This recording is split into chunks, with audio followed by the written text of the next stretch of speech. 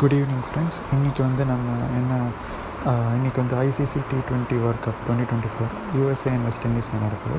இன்றைக்கி நம்ம என்ன மேட்ச் ரிவ்யூ பார்ப்போம்னா, இங்கிலாந்து vs ஸ்காட்லாண்ட். இதில் வந்து பார்த்திங்கன்னா இந்த மேட்ச்சில் வந்து டாஸ் யார் ஜெயிச்சிருப்பாங்கன்னு பார்த்தீங்கன்னா ஸ்காட்லாண்ட். அவங்க வந்து பார்த்திங்கன்னா பேட்டிங் தான் ஃபஸ்ட்டு எடுப்போம் அப்படின்ற மாதிரி சொல்லியிருப்பாங்க.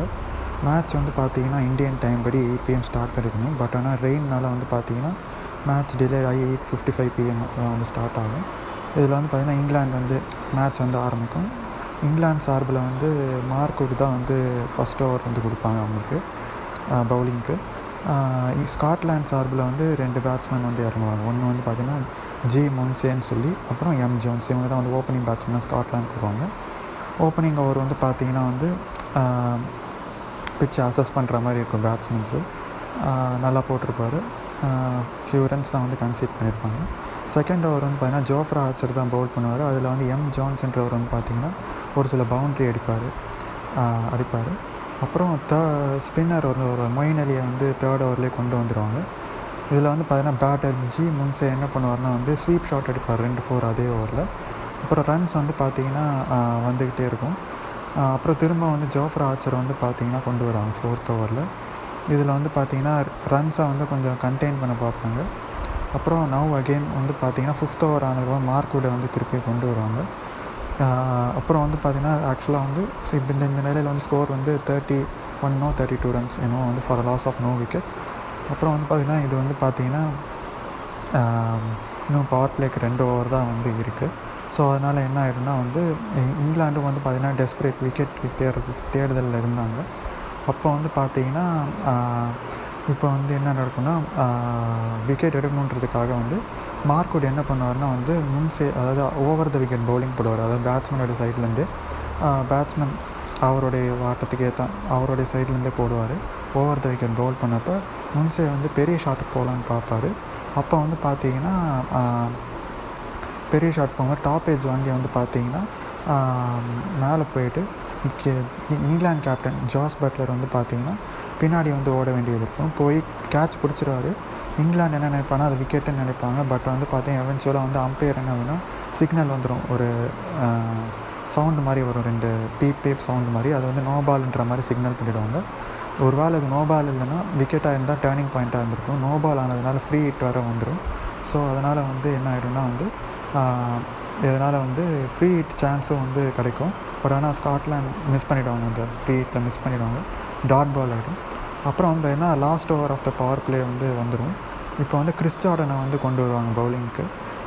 பட் ஆனால் வந்து ஜோன்ஸ் என்ன பண்ணுவார்னா வந்து இதுதான் வந்து கடைசி ஓவர்னால ரன்ஸ் எவ்வளோ அடிக்க முடியும்னு பார்ப்பார். அந்த ஓவரில் வந்து பார்த்திங்கன்னா ஒரு பெரிய 6 வந்து அடிப்பார். மேசிவ் 6 அடிப்பார். அது வந்து பார்த்திங்கன்னா ஸ்டேடியத்தில் இருக்கக்கூடிய சோலார் பேனலில் போய் வந்து விழுந்துடும். அதனால வந்து பார்த்திங்கன்னா புது பாலே வந்து எடுத்துகிட்டு வந்துடுவாங்க அம்பையர்ஸு. இன்னொரு புது பால் எடுத்துகிட்டு வராங்க. அப்புறம் வந்து பார்த்திங்கன்னா அதே ஓவரில் நிறையா பவுண்ட்ரிஸும் போகும். அந்த ஓவரில் பார்த்திங்கன்னா கிட்டத்தட்ட 18 ரன்ஸ் போகும். ஸ்காட்லாண்ட் வந்து பார்த்திங்கன்னா பவர் பிளே ஸ்ட்ராங்காக ஃபினிஷ் பண்ணுவாங்க. அப்புறம் மொயின் அலியை வந்து கொண்டு வருவாங்க ஸ்பின் திரும்ப வந்து பார்த்திங்கன்னா. பட் ஆனால் வந்து பார்த்திங்கன்னா அவர் 2 பால் போட்டிருப்பார் 6.2 ஓவர்ஸு. பட் ஆனால் வந்து சடனாக வந்து ரெயின் வந்ததுனால ஒரு கிட்டத்தட்ட ரொம்ப நேரம் வந்து மேட்ச் வந்து நடக்காது.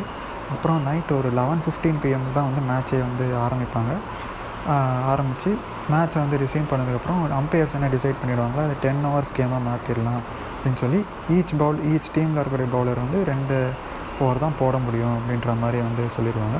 மொயின் அலி வந்து கண்டினியூ பண்ணுவார். அவருடைய ஸ்பெல்லை வந்து முடிச்சிடுவார் எக்கனாமிக்கலாக. அப்புறம் ஆடில் ரஷீத் கொண்டு வருவாங்க ஸ்பின்னரை. அவர் ஓவரில் வந்து பார்த்திங்கன்னா முன்சே என்ன பண்ணுவார்னா அக்ரெசிவாக போவார்.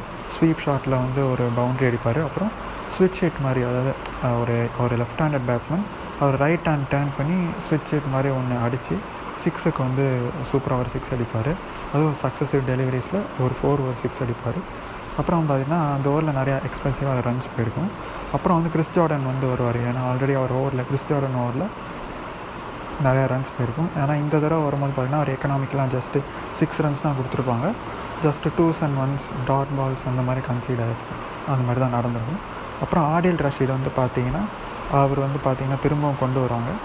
இவர் வந்து பார்த்திங்கன்னா ஜி முன்சே அப்படின்றவர் தான் வந்து பேட்டிங் ஆடுவார். இவர் வந்து அதே மாதிரி திரும்ப ஸ்விட்ச் ஹிட் அடிக்கலான்னு போகிறப்ப ஆடில் ரஷீட் வந்து இன்டெலிஜென்ட்டாக என்ன பண்ணிவிடுவார்னா வந்து அதாவது ஒரு டேர்னிங் டெலிவரி மாதிரி போட்டு பேட்டில் மிஸ் ஆகி கீப்பர் கையில் தான் போயிடும். ஸோ அதனால் அந்த பால் வந்து டாட் பால் ஆகிடும், மிஸ் பண்ணிவிடுவார். அப்புறம் வந்து பார்த்திங்கன்னா அந்த ஓவரில் just 2s and 1s singles அந்த மாதிரி டீல் பண்ணுவாங்க. பவர்ஃபுல்லாக ஷாட் அடித்தாலும் அந்த மாதிரி தான் போகும். அப்புறம் ஃபைனல் பாலில் வந்து பார்த்திங்கன்னா ஜோன்ஸ் வந்து ஃபேஸ் பண்ணுவார் ஆடில் ரஷீடு. அவர் என்ன பண்ணுவார், ஸ்வீப் ஷாட் அடித்து பவுண்ட்ரி வந்து போகும். ஸோ ஓவராலாக 10 overs வந்து கேம் முடிஞ்சு ஸ்காட்லாண்ட் எவ்வளோ ஃபினிஷ் பண்ணியிருப்பாங்க, 90 for no loss in 10 overs.